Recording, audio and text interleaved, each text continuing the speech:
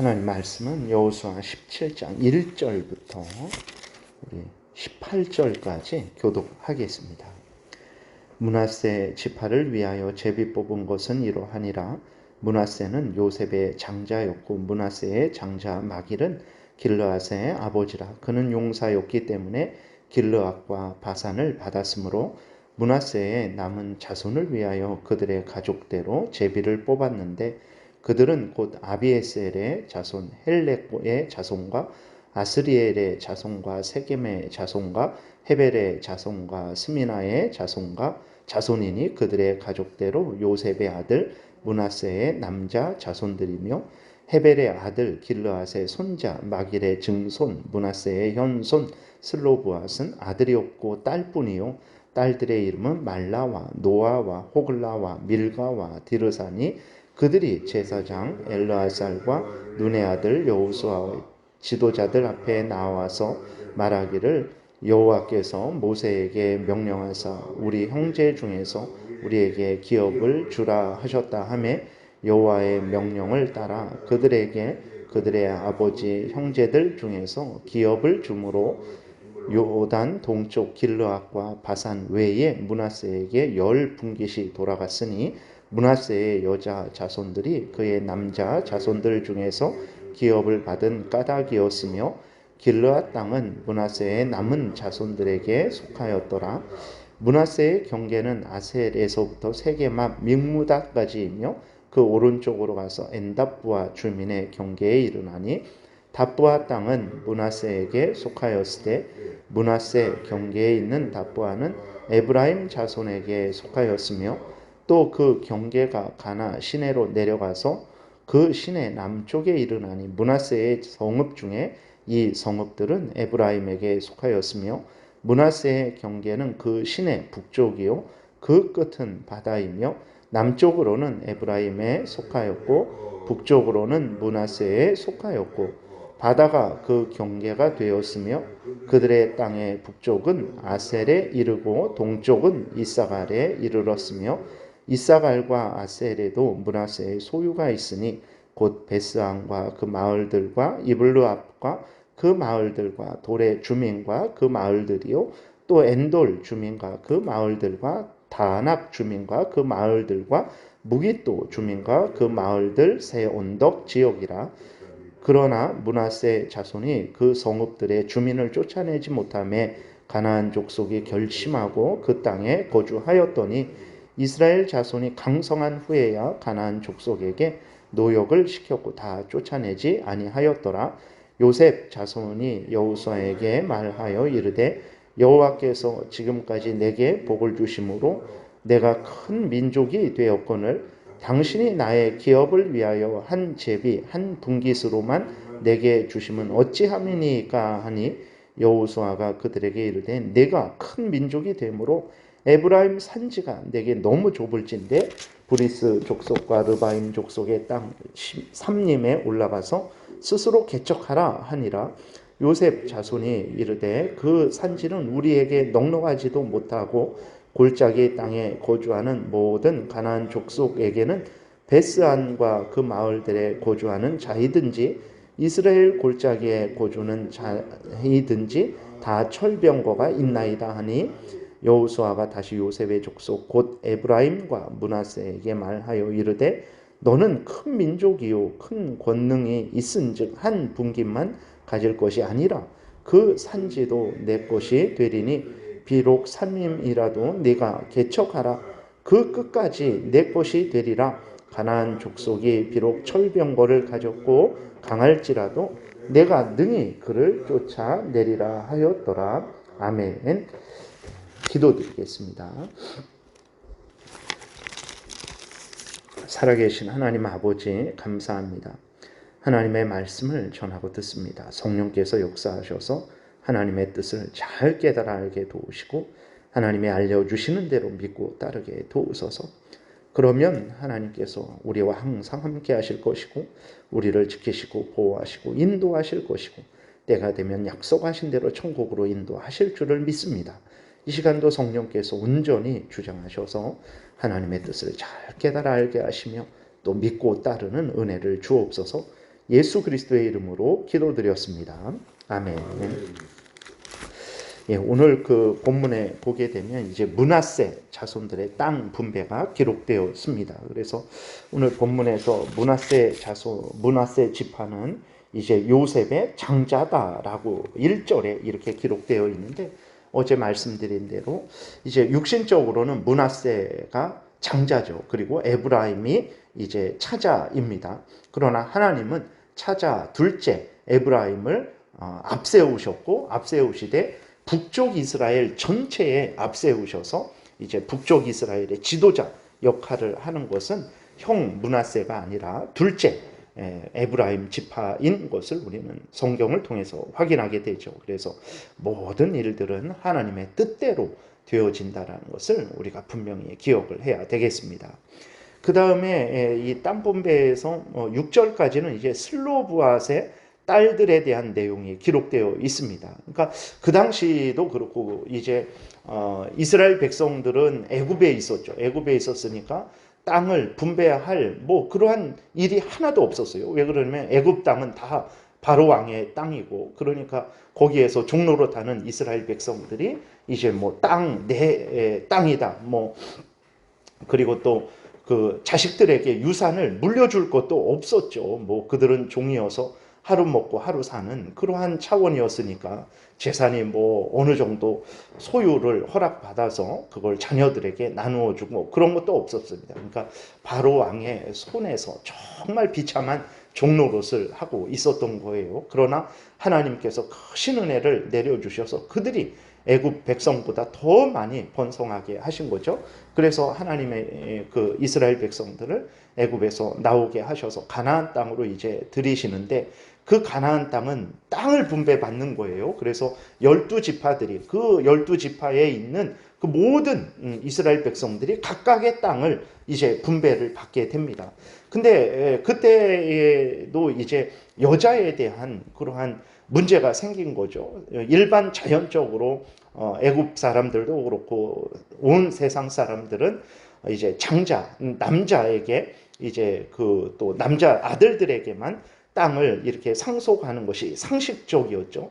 그런데 이제 민수기 26장에 보게 되면 오늘 그 슬로브앗의 딸들에 대한 내용이 나옵니다. 왜 그러냐면 이 슬로브앗은 딸만 5명을 두고 아들이 없었어요. 그렇게 되면 슬로브앗도 땅을 받아야 되는데 아들이 없으니까 이제 땅을 주지 않으려고 한 거죠. 그랬을 때 그 딸들이 가서 우리는 이제 아버지가 딸들밖에 없는데 그렇다고 우리에게 땅을 주지 않으면 안 된다라고 모세에게 호소를 합니다. 그래서 모세가 하나님께 묻죠. 하나님의 말씀을 하시기를 그 딸들일지라도 슬로브앗의 딸들에게 그 이제 아버지가 받을 유산을 상속하라라고 이렇게 하나님이 명령하세요.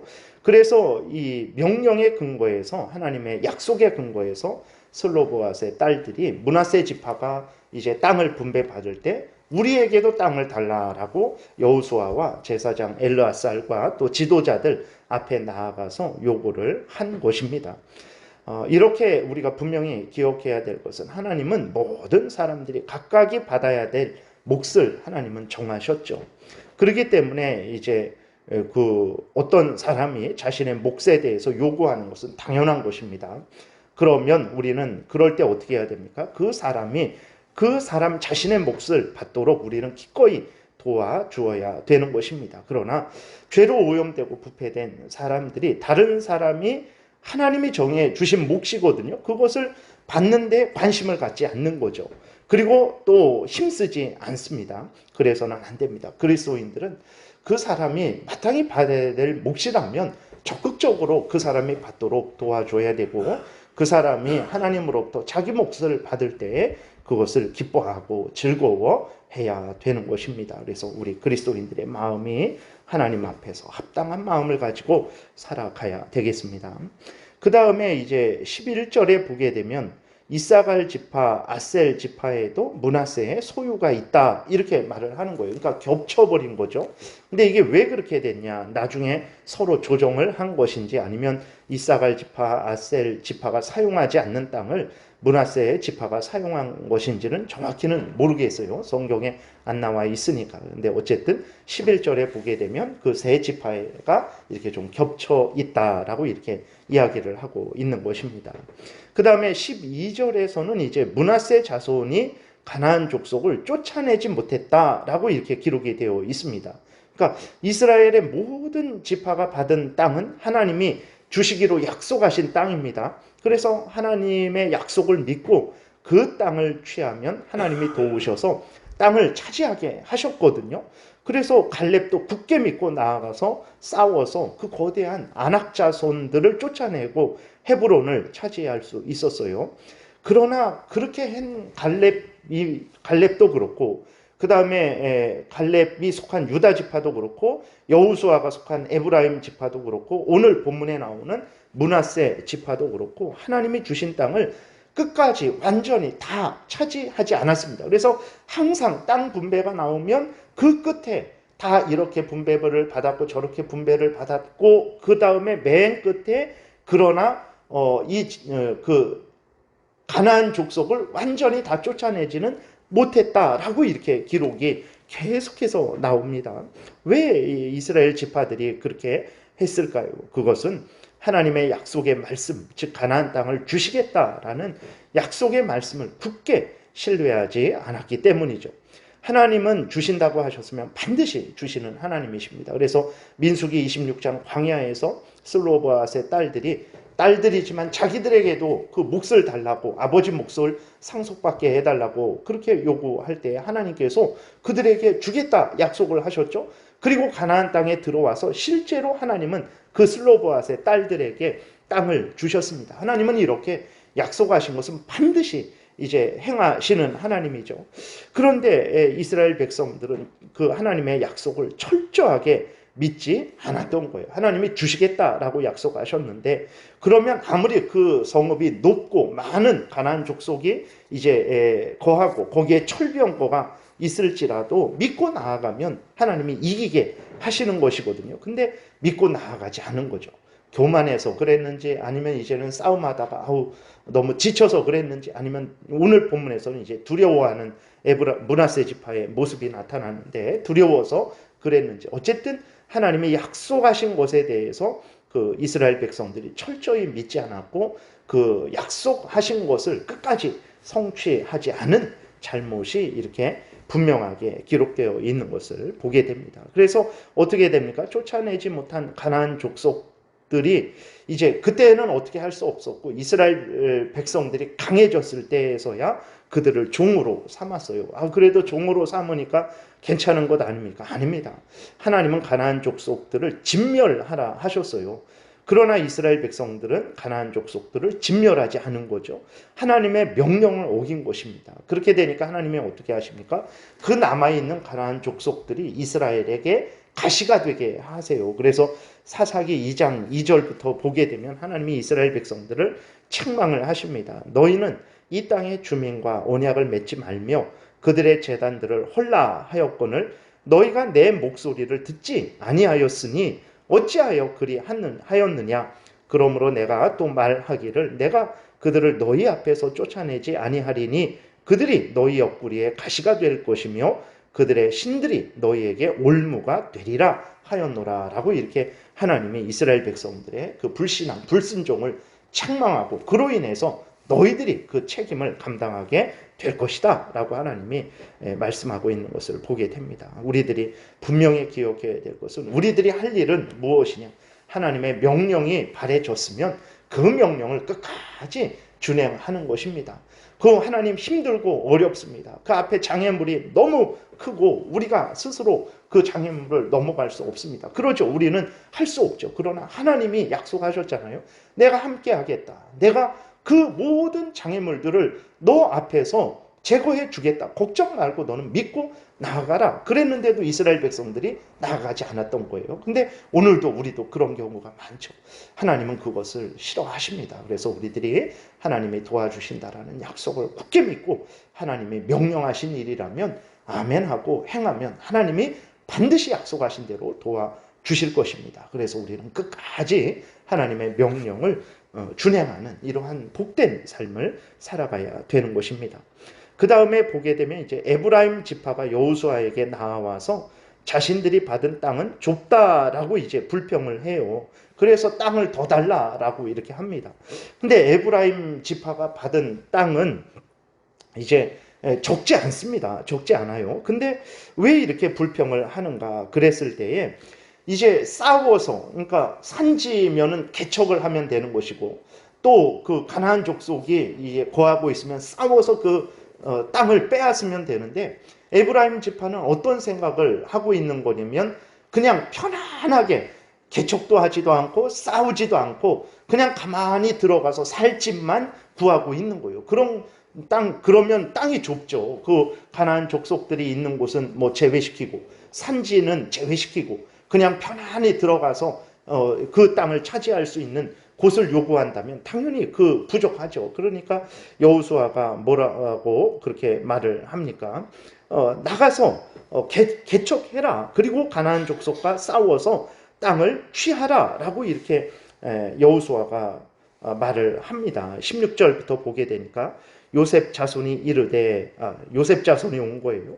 그 산지는 우리에게 넉넉하지도 못하고 골짜기 땅에 거주하는 모든 가나안 족속에게는 베스안과 그 마을들에 거주하는 자이든지 이스라엘 골짜기에 거주하는 자이든지 다 철병거가 있나이다 하니 이게 불평을 하는 거죠. 아니 그 가나안 족속들 강하고 그 철병거 있는 사람들도 있고 산지고 그런데 도대체 우리가 어디 살라는 말입니까? 그 에브라임 지파뿐만 아니라 므낫세 지파도 같이 와서 이제 요구를 불평을 한 거예요. 그렇게 되니까 여호수아가 17절에 여호수아가 다시 요셉의 족속 곧 에브라임과 므낫세에게 말하여 이르되 너는 큰 민족이요 큰 권능이 있은즉 한 분깃만 가질 것이 아니라 그 산지도 내 것이 되리니 비록 삼림이라도 네가 개척해라. 그 끝까지 내 것이 되리라. 가나안 족속이 비록 철병거를 가졌고 강할지라도 내가 능히 그를 쫓아내리라. 이렇게 여호수아가 에브라임 지파, 므낫세 지파를 책망하고 하나님께서 약속하셨고 그 땅을 주신다라고 약속하셨고 하나님이 보호하시고 도우신다라고 했는데 왜 불평을 하고 있느냐? 산에 올라가서 그 산지도 개척해라. 살 수 있는 땅으로 만들어라. 그리고 철병거를 가졌을지라도 두려워하지 말고 하나님을 의지해서 나가 싸워 그 땅을 차지해라 라고 이렇게 여호수아가 에브라임 므낫세 지파를 책망을 하고 하나님의 명령을 따를 것을 이제 권면을 하고 있는 거죠. 오늘도 마찬가지입니다. 하나님을 믿고 나아가야 됩니다. 우리 인생길이 얼마나 험하고 어렵습니까? 스스로는 도저히 살 수 없어요. 그러나 하나님이 함께 하신다고 하셨고 도우신다고 하셨으니까 하나님을 믿고 의지하고 우리들이 해야 될 일들을 하면 할 수 있습니다.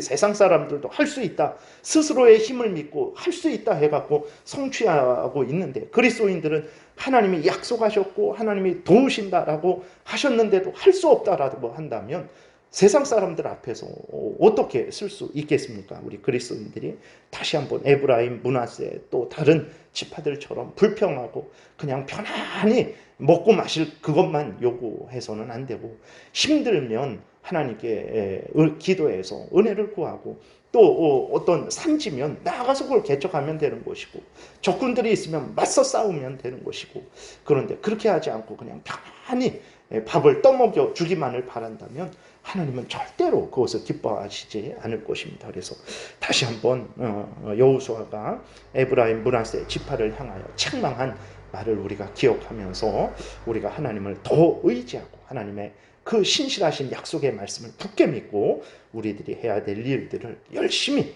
하면서 담대히 천국을 향해서 앞으로 나아가야 되겠습니다. 기도드리겠습니다. 하나님 감사합니다. 미련하고 무지하고 편안하기만을 구하고 안전하기만을 구하고 가만히 있기만을 구하는 우리들에게 이 귀한 여호수아의 말씀을 기록하셔서 우리들로 하여금 게으르지 않게 하시고 두려움에 우리 사로잡히지 않게 도우시고 하나님을 바라보고 의지하게 하시고 하나님의 약속의 말씀을 굳게 믿고 앞으로 나아갈 수 있도록 은혜 주셔서 감사합니다. 하나님, 우리가 게으르고 나태하지 말고 세상 두려워하지 말고 사탄 두려워하지 말고 하나님을 경외하고 의지함으로 말미암아 이 땅에서 하나님의 영광을 드러내는 복된 삶 살게 도우소서. 예수님 이름으로 기도드렸습니다. 아멘.